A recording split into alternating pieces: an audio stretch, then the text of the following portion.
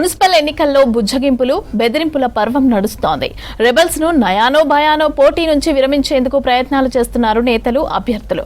గెలిచాక nominated పదవులు ఇస్తామని ఆశ చూపుతున్నారు. కొన్ని చోట్ల రెబల్స్ వెనక్కి తగ్గినా మరికొన్ని చోట్ల బెట్టు చేస్తున్నారు. ఇక టికెట్ దక్కవన్న భయంతో పలు చోట్ల ఆత్మహత్య యత్నాలకు కూడా ప్రయత్నించడం కలకలం రేపుతోంది.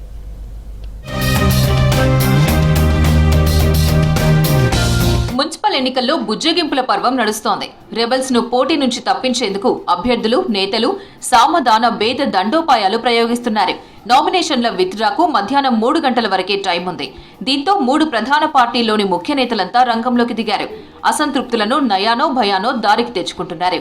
కాంగ్రెస్ నుంచి మంత్రులు, ఎమ్మెల్యేలు, డీసీసీ అధ్యక్షులు రంగంలోకి దిగారు. బీఆర్ఎస్ నుంచి మాజీ మంత్రులు, ఎమ్మెల్యేలు, బీజేపీ నుంచి ఎంపీలు, ఎమ్మెల్యేలు, ఇతర ముఖ్య నేతలు జిల్లా కేంద్రాల్లోనే అడ్డా వేసి అసంతృప్తులతో మంతనాలు చేశారు. ఓవైపు నేతలు రెబల్స్ ను బుజ్జగించే పనిలో ఉండగా, మరోవైపు ఆశావహులు టికెట్లు దక్కించుకునే చివరి ప్రయత్నాలు చేస్తున్నారు.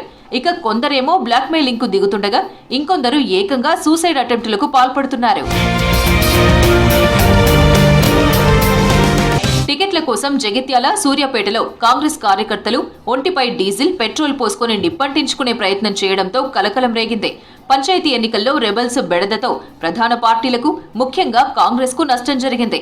దీంతో ఈసారి ప్రతి వార్డులో కాంగ్రెస్ తరపున ఒక్కరే బరిలో ఉండాలని, ఎట్టి పరిస్థితుల్లోనూ రెబల్స్ లేకుండా చూడాలని మంత్రులు, పార్టీ నేతలకు సీఎం రేవంత్ రెడ్డి ఆదేశించారు.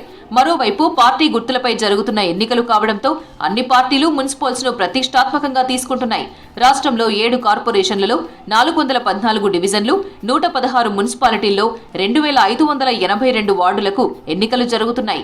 కాంగ్రెస్ నుంచి 10,046, బీఆర్ఎస్ నుంచి 7,564, బీజేపీ నుంచి 5,462 నామినేషన్స్ పడ్డాయి. మున్సిపల్ ఎన్నికల్లో ఒక్కో స్థానానికి 4 నుంచి 10 మంది వరకు పోటీ పడుతుండటంతో రెబల్స్ తో నామినేషన్లను విత్డ్రా చేయించేందుకు నేతలు 2 రోజులుగా విశ్వ ప్రయత్నాలు చేస్తున్నారు. భవిష్యత్తులో మంచి అవకాశాలు కల్పిస్తామని, నామినేటెడ్ పోస్టులు ఇస్తామని కాంగ్రెస్ నేతలు హామీ ఇస్తున్నారు. చాలా చోట్ల అసంతృప్తులు మెత్తబడుతున్నా కొన్ని చోట్ల మొండికేస్తున్నారు. జగిత్యాల జిల్లాలో ఎమ్మెల్యే సంజయ్, జీవన్ రెడ్డి వర్గాల మధ్య సయోధ్య కుదరలేదు. టికెట్ల కేటాయింపులో ఎమ్మెల్యే సంజయ్ వర్గానికి ప్రాధాన్యం దక్కుతోందన్న ఊహాగానాలతో పార్టీలో కాంగ్రెస్ సీనియర్ లీడర్లంతా ఆందోళన చెందుతున్నారు. జగిత్యాలలో 16వ వార్డు నుంచి టికెట్ ఆశిస్తున్న జీవన్ రెడ్డి వర్గానికి చెందిన బొల్లి శేఖర్ సూసైడ్ అటెంప్ట్ చేయడం కలకలం రేపింది. జగిత్యాలలోని 50 వార్డుల్లో సంజయ్, జీవన్ వర్గాల అనుచరులు పోటీలో ఉండడంతో టికెట్లు ఎవరికి వస్తాయన్న ఉత్కంఠ కొనసాగుతోంది. నామినేషన్ విత్డ్రాకు చివరి రోజు కావడంతో టెన్షన్ పెరిగిపోతోంది. సూర్యాపేట కాంగ్రెస్ పార్టీలోనూ టికెట్ల కేటాయింపు చిచ్చు రేపుతోంది. 2 రోజుల క్రితం 11వ వార్డులో మొదలైన నిరసన మరవకముందే 25వ వార్డు టికెట్ వ్యవహారం ఉద్రిక్తతకు దారితీసింది. 25వ వార్డు టికెట్ను ఇతరులకు కేటాయిస్తున్నారని తెలుసుకున్న కోడి శివ కాంగ్రెస్ ఆఫీస్ ముందు ఆందోళనకు దిగారు. పార్టీ కోసం కష్టపడిన వారిని విస్మరిస్తున్నారని ఆరోపిస్తూ ఒంటిపై పెట్రోల్ పోసుకుని ఆత్మహత్యా యత్నానికి పాల్పడ్డాడు.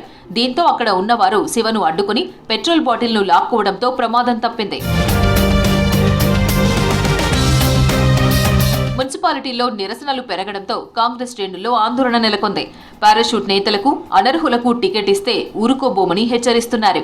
హైకమాండ్ వెంటనే స్పందించి క్షేత్రస్థాయిలో కష్టపడిన వారికి న్యాయం చేయాలని అసమ్మతి నేతలు డిమాండ్ చేస్తున్నారు.